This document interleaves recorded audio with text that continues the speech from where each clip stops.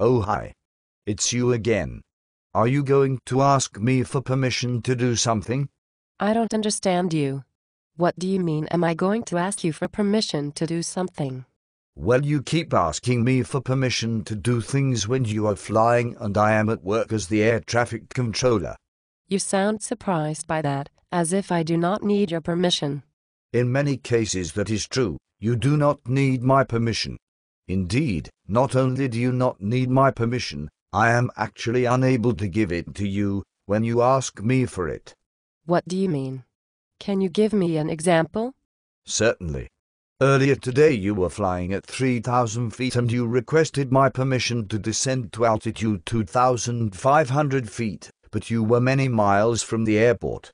Oh, yes. I remember that. I was trying to avoid some clouds and needed to descend. So I asked you for permission. Remember, there are two types of airspace.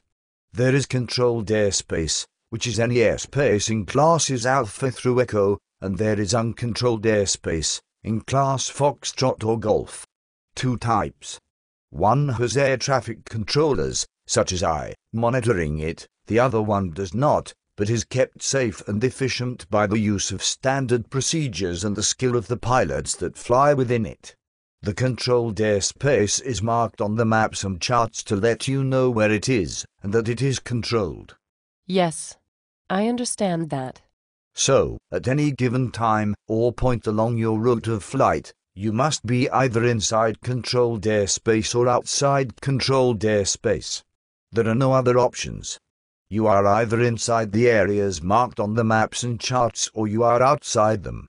Okay, I still understand. Inside or outside controlled airspace. They are marked on the maps and charts either with symbols, colors or lines. Exactly.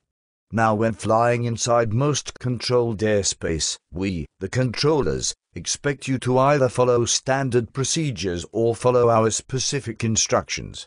In that way, we can keep you safe. Yes, of course. I understand.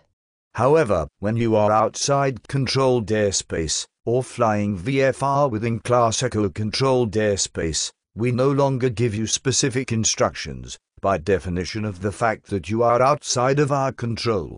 Okay. Likewise, we can neither approve, nor decline, your requests to carry out any particular maneuver. Okay. So, if you wish to climb or descend, just do it. You should not ask me for permission, as I cannot grant you permission if you are outside of the airspace that I control, as marked on the maps and charts. Just do it? Really? You don't want or need to know? I didn't say that. I said I cannot give, nor deny you, permission to maneuver, but as my controller's mind works in the 4 dimensions of heading, altitude, speed and time, it may be helpful to me if you would simply tell me that you are doing something specific. For example, your descent this morning. In that way, I can visualize in my mind, or on my 2-dimensional radar screen, your proximity to any other aircraft that I may be dealing with, or planning to deal with, as well as yourself. So you mean I should just tell you that I am doing it and not ask for your permission? I should just say I am descending or I am climbing? You can still be a little more helpful and precise by telling me the new heights or altitudes involved.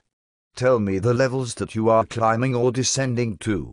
So, if I am at 1,500 feet and wish to climb up to a new level of, say, 3,000 feet, I should say climbing to 3,000 feet.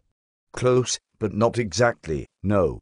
Simply saying climbing to 3,000 feet may be ambiguous and allows the possibility of confusion and uncertainty. How can that be? Well, when heard over the radio, the words climbing to 3,000 could have 3 very different meanings.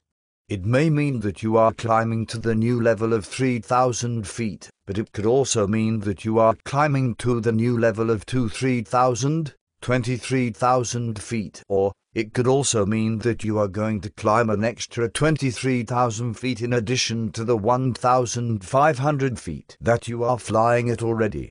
Of course, part of that will depend on your aircraft type, but if all I know is your call sign, then it could be any of them. Only you would know, and that is not good for me. So how do I let you know which I mean? How can I avoid that possible confusion?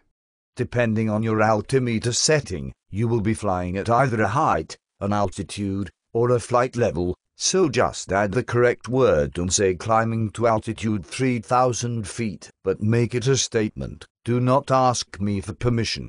You should not, however, use the word to when changing a flight level, only a height or an altitude. So, if you are working in the tower at Bigfield Airport and I fly from there into the local area and decide to climb, I should transmit on the tower frequency and say Bigfield Tower, November 12345, or Golf Alpha Bravo Charlie Delta is climbing to altitude 3,000 feet. Very good. Yes. Though I have 2 extra comments. If you have just flown from Bigfield and are already established on my frequency, then you should not call me Bigfield Tower anymore. When talking to an air traffic control unit, whether you are inside or outside controlled airspace, you should not use the ground station call sign on every transmission, only on the initial contact.